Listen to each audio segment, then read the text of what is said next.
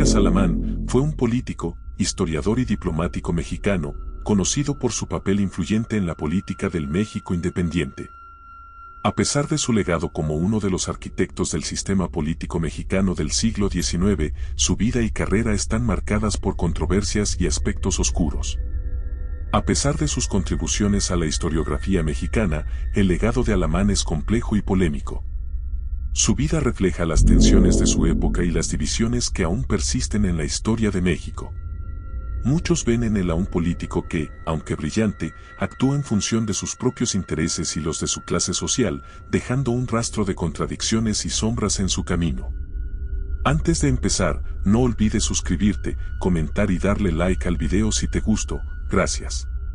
Lucas Alamán y de Amézaga nació el 18 de octubre de 1792 en Guanajuato, en el seno de una familia criolla acomodada. Desde joven, mostró un interés particular por la historia y la política, lo que lo llevó a ser un crítico de las injusticias sociales y las desigualdades del sistema colonial.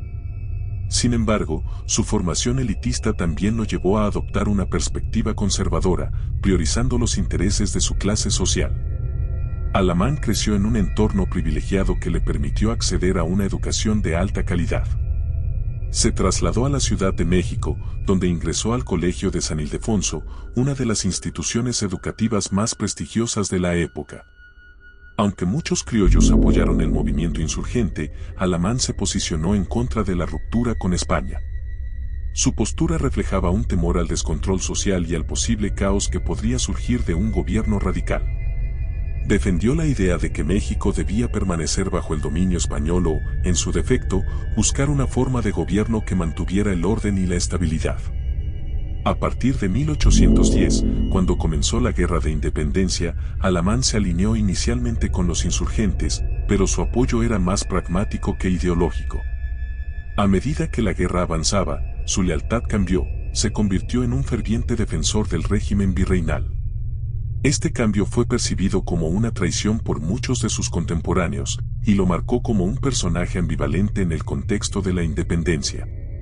Tras la independencia de México en 1821, Alamán se convirtió en una figura clave del movimiento conservador. Se opuso al liberalismo y a las reformas que buscaban la separación de la Iglesia y el Estado. En 1823, cofundó el Partido Conservador, defendiendo un gobierno central fuerte que protegiera los intereses de la élite criolla y de la Iglesia Católica. Su visión política abogaba por un sistema autoritario, que consideraba necesario para mantener el orden en un país que enfrentaba constantes tensiones sociales y políticas. Sin embargo, su visión era profundamente elitista y excluyente, ignorando las voces y necesidades de las clases más bajas. Alamán jugó un papel crucial en el imperio de Iturbide. Su relación con Iturbide fue ambivalente, aunque inicialmente lo apoyó, pronto se convirtió en crítico de su estilo de gobierno, especialmente después de que Iturbide se proclamara emperador en 1822. Alamán vio en esto una traición a los ideales de independencia y se sintió amenazado por el poder absoluto que Iturbide había acumulado. Durante su carrera, Alamán fue acusado de favorecer a familiares y amigos en la asignación de cargos públicos, lo que reflejó una práctica común en la política mexicana de la época. Su cercanía con el poder le permitió acumular riquezas y privilegios, lo que contribuyó a la percepción de corrupción en el gobierno. Esto no solo generó desconfianza entre la población, sino que también alimentó las críticas de los liberales, quienes clamaban por una mayor transparencia y equidad en la administración pública. En 1850, Alamán estuvo involucrado en la conspiración de la Acordada, un intento fallido de derrocar al gobierno liberal de Benito Juárez. Este movimiento fue un claro ejemplo de las tácticas de Alamán para recuperar el poder. La conspiración no solo fracasó, sino que también dejó un legado de desconfianza y divisiones en la sociedad mexicana. Alamán, como líder de este movimiento, fue visto como un símbolo de la resistencia conservadora, pero también como un instigador de la violencia política. La caída de la conspiración llevó a Alamán a una serie de exilios. Se trasladó a Europa, donde vivió entre Francia y España, y mantuvo una red de contactos con otros conservadores y figuras políticas. Durante estos años, continuó escribiendo sobre la historia de México, utilizando su pluma para defender sus ideas y criticar a sus adversarios liberales. Al regresar a México, se encontró con un país en constante cambio, donde las ideas liberales estaban ganando terreno y la influencia conservadora estaba en declive.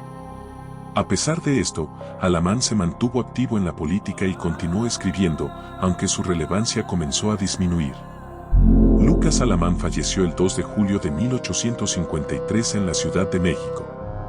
A pesar de su muerte, su figura sigue siendo objeto de análisis y controversia.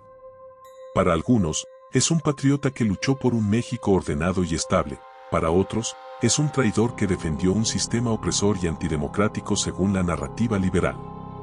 Su legado es complejo. Por un lado, fue un defensor del conservadurismo en un momento crucial para el país. Por otro, sus acciones y decisiones contribuyeron a las divisiones políticas y sociales que marcaron el siglo XIX en México. La polarización que él ayudó a fomentar aún resuena en el discurso político actual. Lucas Alamán es un símbolo de las tensiones políticas y sociales que caracterizaron la historia de México en el siglo XIX.